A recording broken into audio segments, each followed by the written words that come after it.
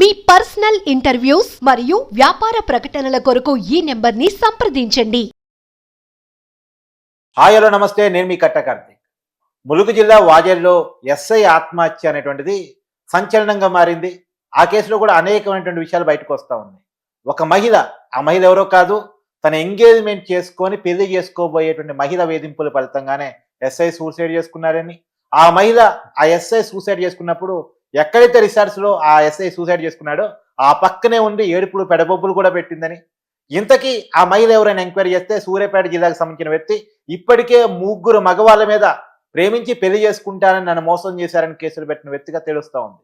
అంటే ఒక మహిళ ఇప్పటి వరకు సామాన్యులు సెలబ్రిటీ వరకు అనేక కేసులు మాట్లాడుకున్నాం. అది రాజ్ తరుణ్ కేసు కావచ్చు, జానీ మాస్టర్ కేసు కావచ్చు, ఇలా అనేక కేసుల్లో మాట్లాడుకుని పోరాటం చేస్తున్నటువంటి శేఖర్ భాష నాతో ఉన్నారు. మీకు అందరికీ పరిచయం చేయాల్సిన అవసరం లేనటువంటి పేరు. సార్ నమస్కారం. సార్ నమస్తే సార్. ఏదైనా సమస్య వస్తే పోలీసుడి దగ్గరికి పోతాం, ఎవరైనా వేధిస్తే పోలీసుడి దగ్గరికి పోతాం. కానీ పోలీసుడే ఒక అమ్మాయి బాధితుడిగా మిగిలిపోయి సూసైడ్ చేసుకున్నాడు అంటే, అది కూడా ఎస్ఐ చేసుకున్నాడు, దాన్ని ఎలా చూడాలి? ఫస్ట్ ఆఫ్ ఆల్, ఏదైనా సమస్య వస్తే పోలీస్ దగ్గర పోతా ఉంటున్నావు కదా. వేరే సమస్యలు ఎవరైనా సరే, మీ ఇంట్లో దొంగలు పడ్డారు, లేకపోతే ఎక్కడన్నా ఎవరైనా మర్డర్ చేశాడు, ఇలాంటి వాటికి పోతాం. కానీ ఒక అమ్మాయి నేను వేధించింది అని పోలీస్ స్టేషన్ పోయి కంప్లైంట్ చూద్దాం, తీసుకోరు, ఖచ్చితంగా తీసుకోరు. ఓకే, తిప్పుతారు, సాక్ష్యాలు అంటారు, ఎన్ని తెచ్చిచ్చినా ఫైనల్ గా లీగల్ ఒపీనియన్ అంటారు తప్ప నీ కేసు తీసుకోరు. అదే ఒక అమ్మాయి ఏ రకమైన సాక్ష్యాలు లేకుండా, సార్ నాకు అన్యాయం జరిగిపోయింది సార్ అని చెప్పి వెళ్ళి కేసు పెడితే, కొన్ని కన్నీరు పెడితే ఇట్టే అయిపోతుంది. అంటే చట్టంలో ఉన్న కొన్ని లూప్ హోల్స్ వాడి వాళ్ళు ఇలా కేసులు పట్టగలుగుతున్నారు. ఇదొకటి. ఇంకొకటి ఏంటంటే నెక్స్ట్ లెవెల్, అప్పటికీ తీసుకోలేదు, మీ దగ్గర ఏ సాక్ష్యాలు లేవు కదమ్మా, ఆ అబ్బాయి నిన్ను అన్యాయం చేశాడు, లేకపోతే నేను పెళ్లి చేసుకుంటా అని చెప్పి మోసం చేశాడు, లేకపోతే రేపు చేశాడు, ఏదో అంటున్నావు, ఏముంది సాక్ష్యం అని చెప్పి అడిగాడు అనుకో, సాక్ష్యాలు లేకపోతే నేను చచ్చిపోతా, సూసైడ్ డ్రామా. నువ్వు చూసావు, రాజస్థాన్ కేసులో చూసావు, చాలా కేసుల్లో కూడా suicide drama next level. So ఇలా ఎమోషనల్ బ్లాక్మెయిలింగ్, ఎవరిని, ఎస్ఐల్ని, పోలీస్ డిపార్ట్మెంట్ని, వీళ్ళని అనమాట. ఇదే నువ్వు మగాడు వెళ్ళి, సార్ నన్ను అమ్మాయి టార్చర్ చేస్తాం సార్, బ్లాక్మెయిల్ చేస్తాం సార్, నాకు ఇంకా ఆత్మహత్య చేసుకునే పరిస్థితి వచ్చింది సార్ అంటే, సస్తే చావురా, ఆవు లేకపోతే బర్రో ఎక్కడో చచ్చిపోతుంది రోడ్లో, అది మగాడుకున్న వాల్యూ. అక్షంగా చెప్తున్నాను, ఇది అక్షర సత్యం. నిన్న నేను ఒక సిఐతో మాట్లాడా, ఒక అమ్మాయి కూడా ఆడిని, సరే ఇంట్లో వాళ్ళు పెళ్లికి ఒప్పుకోలేకపోతే ఆడిని తీసుకెళ్ళి వీళ్ళు అమ్మాయి వాళ్ళు ఎవరైతే ఉన్నారో ఎక్కడ దూరంగా పంపించి పెళ్లి చేసి ఆయన తీసుకొచ్చి, ఇదిగో మీ అబ్బాయి మా అమ్మాయిని పెళ్లి చేసుకున్నాడు, ఇప్పుడు వెళ్ళుకోండి అని చెప్పంటే, ఆడు చచ్చినా బతికినా మాకు అవసరం లేదు, మా మాట లేదు కాబట్టి చిల్లిగా ఇవ్వం అంటే, సర్లే కాపురం చేసి పిల్లలు పుడితే వాళ్ళు ఒప్పుకుంటారు అని చెప్పి ఆడిని తీసుకెళ్ళి ఇళ్ళరకంలాగా ఇంట్లో పెట్టుకొని కొన్నాళ్ళు కాపురం చేయించిన తర్వాత, వాడు ఏదో ఒక రోజున వాళ్ళ ఇంట్లో వాళ్ళని చూడాలని చెప్పి ఆశ తట్టుకోలేక వాళ్ళ అన్నయ్య పెళ్లి జరుగుతుంటే వెళ్తే, దాన్ని పెద్ద ఇష్యూ చేసి, ఇంకా నువ్వు జీవితంలో ఇక్కడ రావాల్సిన పని లేదు అని చెప్పి వాడిని సరే తరిమేశారు. అక్కడి నుంచి 5 లక్షలు వసూలు చేశారు. లేకపోతే నీ మీద రేప్ కేసులు, మర్డర్ కేసులు, పోక్సోలు ఏ పడితే అవి పెడతామని చెప్పి బెదిరించి వాడి దగ్గర నుంచి 5 లక్షలు వసూలు చేసి, నీకు విడాకులు, నీకు ఆ అమ్మాయికి ఇంకా చెల్లు అని చెప్పి ఒక పత్రం రాయించుకున్నారు. అది కూడా ఒక పోలీస్ పెద్ద ఆయన సమక్షంలో విడాకులు ఎవరు ఇవ్వాలి? కోర్టు ఇవ్వాలి. లేదు మీకు ఎవరికైనా అర్జెంటుగా కావాలనుకోండి, ఆ పోలీస్ స్టేషన్కి, ఆ పెద్ద మనుషుల దగ్గరికి వెళ్తే వెంటనే ఒక పత్రం తీసుకొచ్చి రాసిచ్చేస్తారు, ఆ విడాకులు అయిపోయింది. ఎంత ఈజీ చూసారా?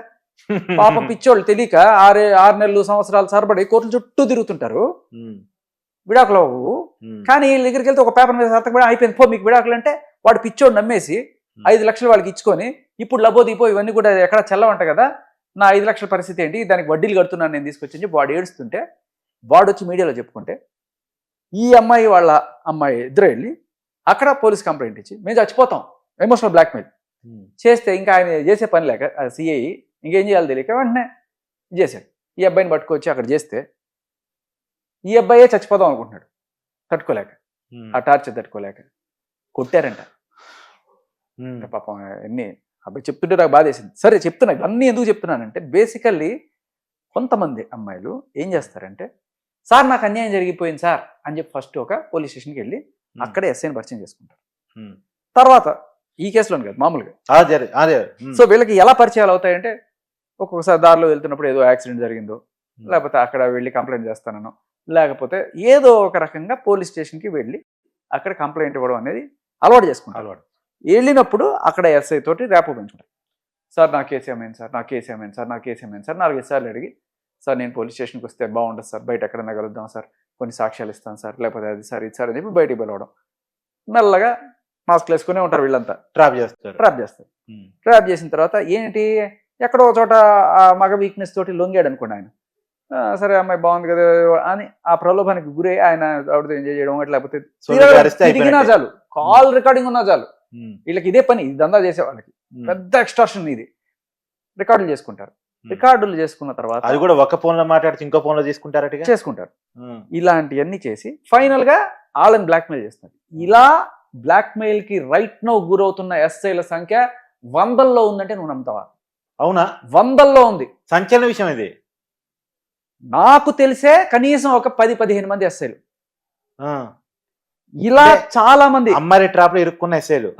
ఎందుకు వీళ్ళు ఇంత బయటపడుతున్నారు, అమ్మాయిల గురించి ఎందుకు ఇంత భయపడుతున్నారు అని చెప్పంటే వీళ్ళకి కొన్ని రూల్స్ ఉంటాయి అన్నమాట.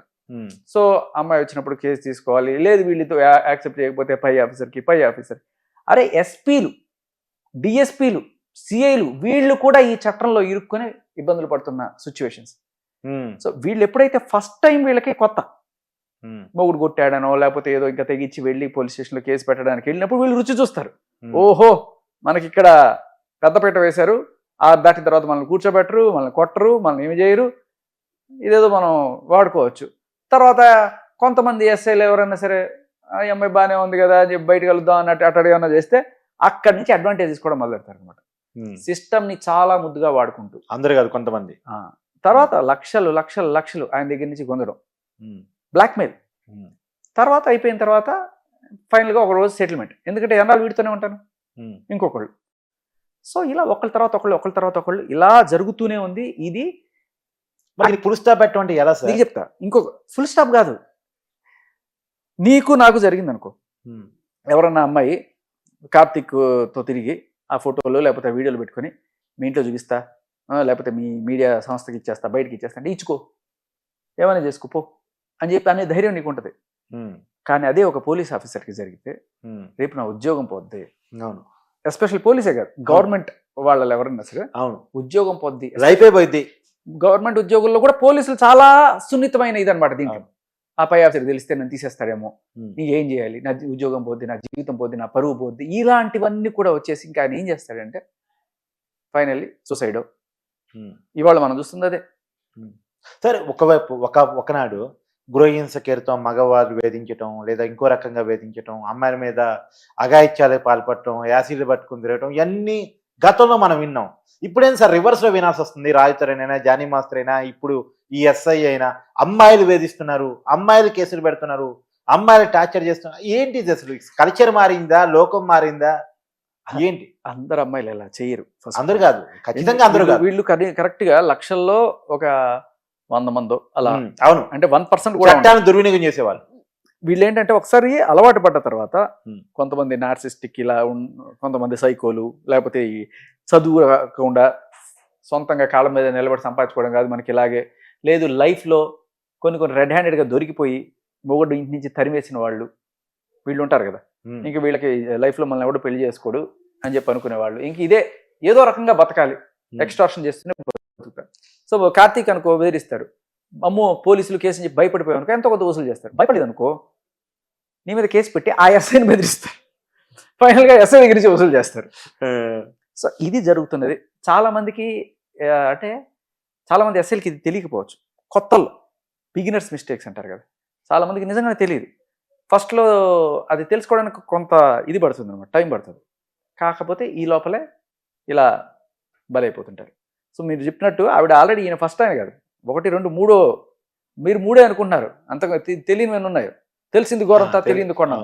అదేలేండి ఇప్పటికి ఇన్వెస్టిగేషన్ తెలియని విషయాన్ని మీకు చెప్తున్నాను నేను. అదే అంటున్నా, ఈ ఇన్వెస్టిగేషన్ ఒక మగాడు చస్తే అప్పుడు మొదలెడతారు కదా. అదే నాకు డౌట్ సార్, ఒక మగాడి మీద ఒక మహిళ ప్రేమించి పెళ్లి చేసుకుంటారు, మోసం చేశాడని కేసు పెట్టింది, లేదు బలాత్కారం చేశాడని కేసు పెట్టింది. నెక్స్ట్ అదే కేసు సేమ్ స్క్రిప్ట్ ఇంకొకరి మీద పెడుతున్నప్పుడు పాత కేసు కనపడదా? ఎందుకు పెడతారట అసలు? అదే నా ప్రశ్న.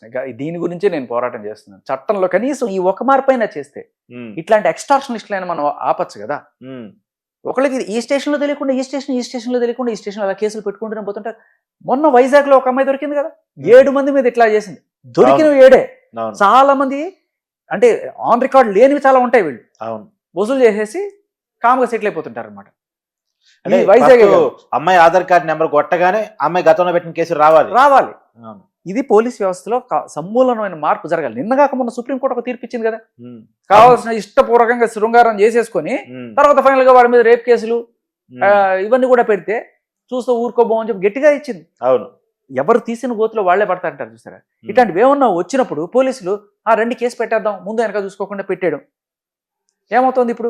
ముందు ఆ కేసులు చేరటం, దోషిగా చేరటం ఏమన్నా కానీ ఆలోపే బయట సమాజంలో పరువు పడిద్ది, అత్యాచారం చేసిన వాడిగా పేరు పడిద్ది, కెరీర్ పడిద్ది, నేషనల్ అవార్డు కొలాప్స్ అంటే జానీ మాస్టర్ గురించి చెప్తున్నాను, నేషనల్ అవార్డు తీసుకునేది రాకుండా పోయిద్ది.